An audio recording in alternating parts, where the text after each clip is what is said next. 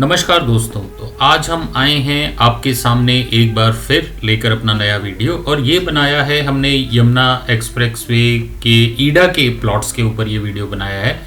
जो स्कीम के प्लॉट्स हैं अगस्त 2023 आरपीएस 2023, और इसके अंदर हमने फ्रीक्वेंटली आस्क्ड क्वेश्चंस रखे हैं, ऐसे क्वेश्चंस जो हमारे क्लाइंट हमें फ़ोन करके पूछते हैं। क्या हम इन प्लॉट को रीसेल कर सकते हैं, कौन कौन अप्लाई कर सकता है, किस साइज़ का प्लॉट भरना चाहिए, कौन सा सेक्टर बेस्ट है, रीसेल प्राइस क्या है, पेमेंट प्लान क्या है, वन पेमेंट प्लान क्या है, इस तरह के और भी अनेक क्वेश्चन हम इसके अंदर कवर करेंगे। तो अगर आपको ये वीडियो अच्छा लगे, इससे आपकी थोड़ी बहुत मदद हो, तो थैंक्स लिख दीजिएगा कमेंट सेक्शन में, लाइक कर दीजिएगा।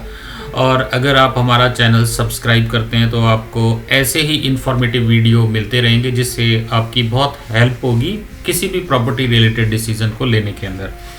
तो दोस्तों शुरू करते हैं। सबसे पहले जो पूछा जा रहा है कि क्या क्या साइज़ हैं, तो आपने स्कीम का ब्रोशर आपके पास होगा। 120 metre, 162 metre, 200 metre, 300 metre, 500 metre, 1000 metre और 2000 स्क्वायर मीटर के साइज़ के प्लॉट इसमें निकले हैं। पहली बात, स्क्वायर मीटर है, यार्ड्स नहीं है, जैसा कि आपको पता होगा।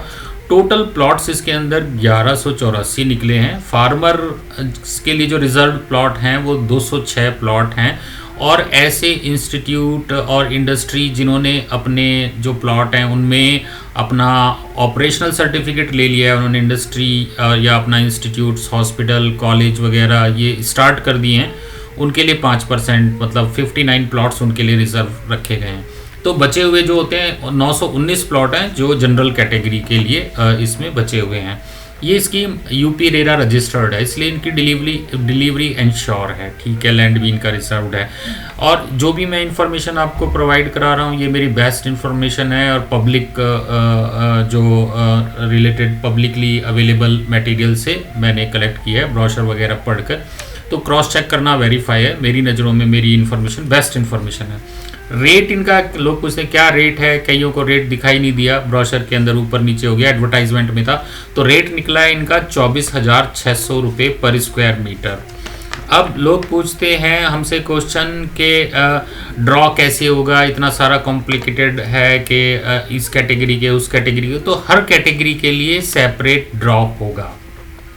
अब एक क्वेश्चन आता है पेमेंट प्लान, कि हमें किस पेमेंट प्लान में भरना चाहिए। तो देखिए, पहला जो पेमेंट प्लान है डाउन पेमेंट का प्लान है, और पिछले कुछ सालों से हमने देखा है कि जितनी एप्लीकेशंस हैं उनसे ज़्यादा डाउन पेमेंट की एप्लीकेशंस आती हैं।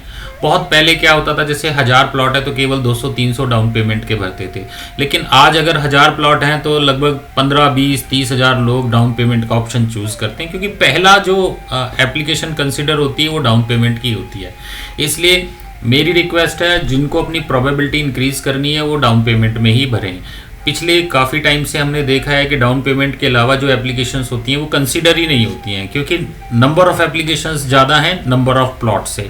इसलिए बिल्कुल क्लियर रहना है कि अगर आपको प्लॉट चाहिए, आप प्रोबेबिलिटी इंक्रीज़ करना चाहते हैं, तो डाउन पेमेंट प्लान 1 में ही भरें।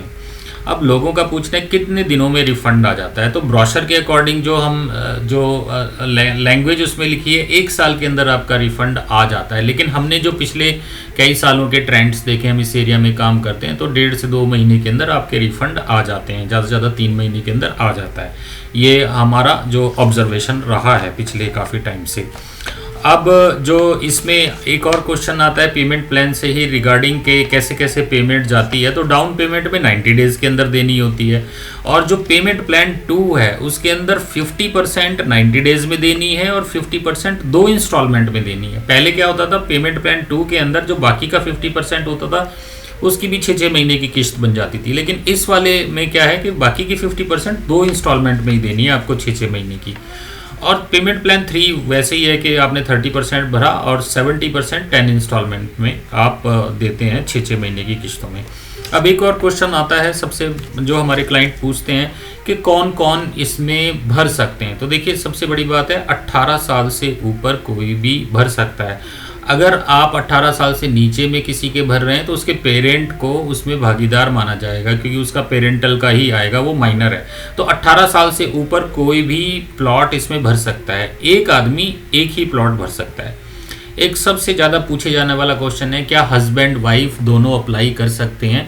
पिछले कुछ ड्रॉ में ऐसा हुआ था कि हस्बैंड वाइफ एक यूनिट माने जाते थे, तो स्पाउस अप्लाई नहीं कर सकता था, लेकिन इसमें ज़्यादा है, शायद ज़्यादा एप्लीकेशंस लोग भर सकें, अपॉर्चुनिटी लोगों को ज़्यादा मिले, तो हस्बैंड वाइफ दोनों एक एक एप्लीकेशन भर सकते हैं इस वाली स्कीम के अंदर। हाँ, अगर दोनों का निकला तो एक को सरेंडर करना पड़ेगा। एक और इंटरेस्टिंग क्वेश्चन है, क्या जॉइंट नेम से आप एप्लीकेशन भर सकते हैं? तो हाँ, जॉइंट नेम से भी भर सकते हैं, लेकिन जो जॉइंट नेम होना चाहिए वो इमीडिएट फैमिली मेंबर का होना चाहिए, ब्लड रिलेशन का, इमीडिएट फैमिली मेंबर का। For example, husband wife joint name से भर सकते हैं, मदर सन भर सकते हैं, दोनों भाई बहन भर सकते हैं, माता बाप बेटा, माँ बेटा, ये दोनों भर सकते हैं, दोनों सिस्टर्स भर सकती हैं, कजन्स नहीं भर सकते, फ्रेंड्स नहीं भर सकते जॉइंट नेम से। तो वो बाद में आपको दिक्कतें होंगी, एप्लीकेशन आपकी बाद में रिजेक्ट हो जाएगी, अगर ड्रॉ में भी निकल आया बाई चांस तो भी रिजेक्शन होने के चांसेस हैं, इसलिए जॉइंट नेम का ध्यान रखें। अब एक और क्वेश्चन आता है, कंस्ट्रक्शन का क्या है? तो कंस्ट्रक्शन जो इसमें आपकी रजिस्ट्री के 3 साल के अंदर आपको कंस्ट्रक्शन करनी होती है।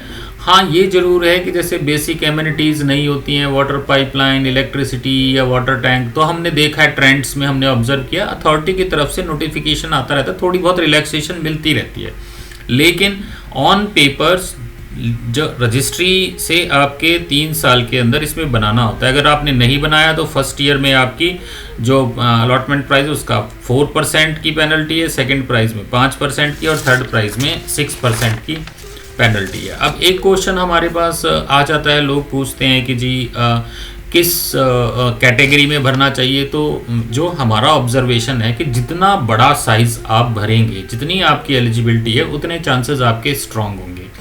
छोटे साइज़ में बहुत ज़्यादा बल्क में एप्लीकेशंस आती हैं, जैसे इसमें सबसे छोटा साइज़ 120 मीटर है, तो मान के चलिए हमारी कैलकुलेशन के अनुसार 120 मीटर के ही अंदर आपकी 50,000 प्लस एप्लीकेशंस आएंगी। जब हम 120 से 162 में चले जाते हैं तो नंबर ऑफ एप्लीकेशंस हमें एक्सपेक्टेड है कि कम आएंगी।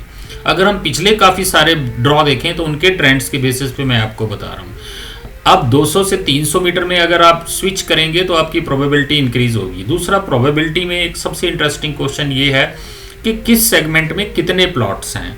अगर मान लीजिए इसमें 200 स्क्वायर मीटर में काफ़ी प्लॉट्स हैं, लगभग 200 प्लस प्लॉट्स हैं, तो 200 स्क्वायर मीटर में जो चांसेस ज़्यादा हैं। अब 500 स्क्वायर मीटर में इसमें 19 प्लॉट्स हैं, तो अब 300 से जब हम 500 जाएंगे तो प्रोबेबिलिटी जो है हमारी इंक्रीज हो जाती है, क्योंकि number of applicant 500 square metre में कम आएंगे, लेकिन साथ ही अगर नंबर ऑफ प्लॉट्स रिड्यूस होती हैं तो फिर प्रोबेबिलिटी फिर डिक्रीज हो जाती है। इसलिए मुझे लगता है कि अगर आप जिसकी एलिजिबिलिटी 1000 मीटर की भरने की है वो 1000 मीटर भरे, मैक्सिमम साइज़ है, और जिसकी 2000 मीटर की भरने की है तो 2000 मीटर में स्ट्रेच करके ज़रूर जाए। 2000 स्क्वायर मीटर में अच्छे लार्ज नंबर ऑफ प्लॉट्स हैं और उसमें अमाउंट भी लगभग 50 लाख के करीब जाता है, तो हर एक बंदा ये अर्नेस्ट मनी जो 50 लाख है वो शायद नहीं अफोर्ड कर पाएगा। तो मुझे लगता है कि सबसे कम एप्लीकेंट ऑब्वियसली जो पिछले ट्रेंड्स देखें तो हम 2000 स्क्वायर मीटर के अंदर आएंगे। अब जो प्लॉट्स हैं, अलग अलग सेक्टर्स में अलग अलग प्लॉट इस बार दिए गए हैं ब्रोशर के अंदर, तो उसके हिसाब से मैं आपको बताना चाहता हूं कि आने वाले टाइम में काफ़ी लोगों ने कुछ मेरे से क्वेश्चन पूछा कि 300 स्क्वायर मीटर के जो प्लॉट्स हैं वो तो 18-20 में हैं, लेकिन अब की बार ये 16-17 भी दे रखा है। हाँ, मैं भी आपकी बात से सहमत हूँ। मैं आपको अभी करंट सिचुएशन बता सकता हूँ। आज की सिचुएशन में 500, 1000 और 2000 स्क्वायर मीटर के प्लॉट्स केवल सेक्टर 20 में हैं। फ्यूचर में अथॉरिटी कहाँ इनकी अलॉटमेंट करती है, कौन से सेक्टर में करती है, वी डोंट नो। आज की डेट में जो 300 स्क्वायर मीटर के प्लॉट्स हैं वो केवल सेक्टर 18-20 में हैं। कल को अगर वो 17-18 में आ जाते हैं तो वी डोंट नो, बट अभी तक का जो ट्रेंड्स रहा है 300 स्क्वायर मीटर के जो प्लॉट्स हैं वो 18-20 में ही रहे हैं। अब 200 स्क्वायर मीटर के प्लॉट्स की बात करते हैं। अभी तक जो 200 स्क्वायर मीटर के प्लॉट्स की अलॉटमेंट हुई है वो सेक्टर 17 में ही हुई है मेरी जानकारी के अनुसार।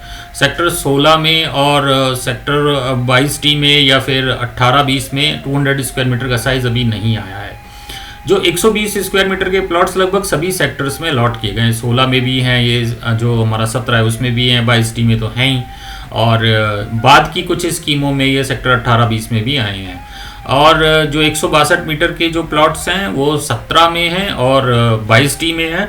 अभी तक मेरी जानकारी में हो सकता है कि वो आप फ्यूचर में 16 में निकाल दे अथॉरिटी या फिर 20 में निकाल दे। तो ये अभी तक की सिचुएशन से आपको डिसीजन लेना है कि कौन सा प्लॉट कहाँ है।